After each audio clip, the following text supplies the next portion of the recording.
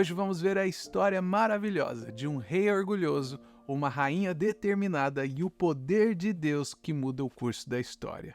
No coração do Império Persa vivia Assuero, que era o quinto monarca dessa grandiosa nação, e ele era conhecido pelo seu orgulho sem limites. E esse rei, determinado a exibir o seu esplendor e toda a vastidão do seu reinado, ele acaba promovendo um banquete deslumbrante que durou impressionantes 180 dias. Você pode imaginar uma festa desse tamanho? E mal sabia ele que esse evento seria o palco para uma intervenção divina, que estava ali pronta para redefinir o rumo de uma nação inteira. A Pérsia, naquela época, ela era uma das superpotências mundiais. Ela já tinha derrotado a temível Babilônia e agora ela estava ali ocupando o papel de maior potência política no cenário daquela época. Então o luxo, essas riquezas, os banquetes extravagantes, eles não eram apenas um capricho do rei, mas era uma forma de mostrar para todo mundo o poder daquele império. E foi durante um desses extravagantes banquetes, com vinho fluindo, sendo servido para todo mundo livremente, porque o rei já havia ordenado aos servos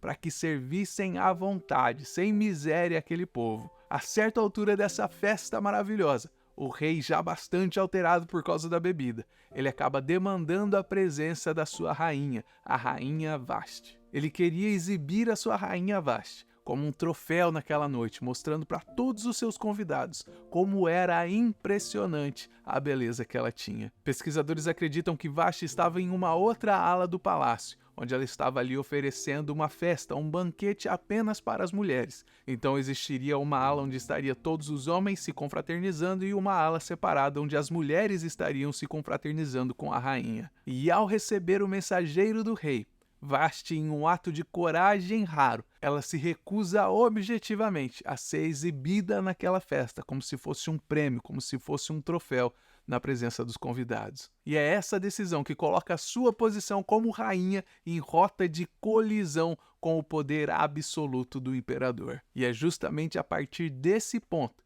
que essa história toda ela começa a desenrolar de uma maneira muito mais interessante. Porque essa atitude da rainha Vashti, ela não poderia nesse momento passar batido, porque afinal de contas ela tinha gerado uma ação, e toda ação, como nós já sabemos, gera uma reação. Então o rei Assuero, seguindo os conselhos dos seus assessores, ele acaba decidindo remover Vashti da sua posição de rainha. E os assessores acabaram optando por tomar essa decisão, porque se a atitude da rainha Vashti não fosse punida de alguma forma, isso abriria um precedente muito grande. E eles temiam que todas as outras mulheres do reino da Pérsia, elas deixassem de obedecer os seus maridos, porque elas estariam seguindo o exemplo da rainha. E se isso acontecesse, o rei e todos os outros homens daquele reinado, sejam eles ricos ou pobres, eles pareceriam fracos.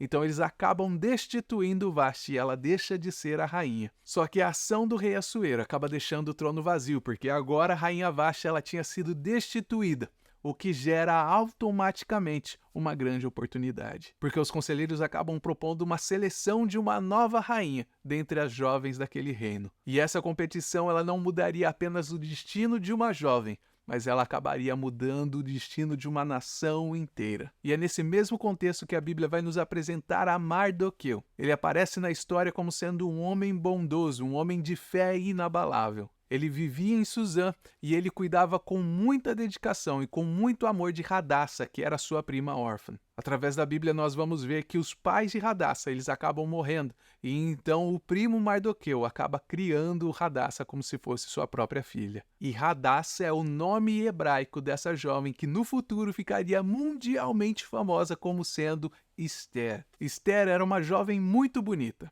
Só que o que deixava Esther mais bonita ainda era a sua bondade e a sua humildade. E por causa dessa beleza, Esther acaba sendo escolhida para viver no harém do rei. E mal ela sabia que estava caminhando em direção ao futuro. Qual que era o futuro dela? O futuro de Esther era ser a nova rainha da Pérsia.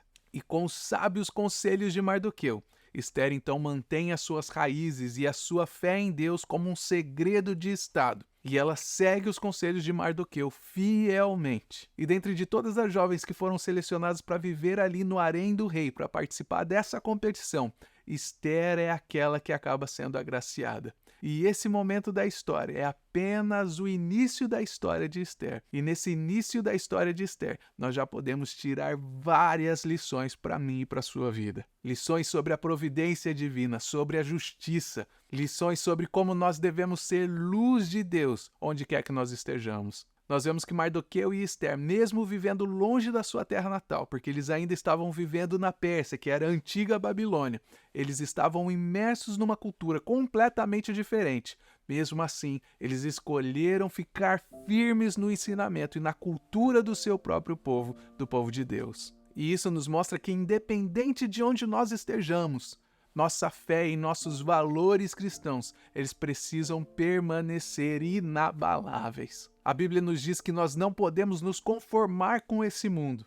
E uma coisa que me deixa muito triste é ver as igrejas, ver grandes líderes se dobrando, se conformando com esse mundo que nós estamos vivendo hoje. Nós vemos tantos pastores aceitando essa agenda demoníaca do liberalismo, só para atender a demanda, a agenda de uma minoria. Líderes que infelizmente se esqueceram que nós não somos desse mundo, que acabaram esquecendo de seguir o exemplo. Que exemplo? O exemplo de Esther e Mardoqueu, que mesmo vivendo longe da sua terra natal, eles continuaram a ser luz na terra. Se esqueceram de Mardoqueu, que mesmo estando longe da sua terra, ele não se dobrou diante dos homens. A história de Mardoqueu e Esther, ela acaba nos desafiando a refletir sobre a nossa própria vida, sobre as nossas próprias escolhas que nós fazemos quando ninguém está nos vendo. Essa história é um lembrete de que a nossa integridade, que a nossa fé, elas devem estar ancoradas no nosso compromisso pessoal e profundo com os valores que nós professamos. Então, meu desejo é que, diante dos desafios e oportunidades do nosso dia a dia,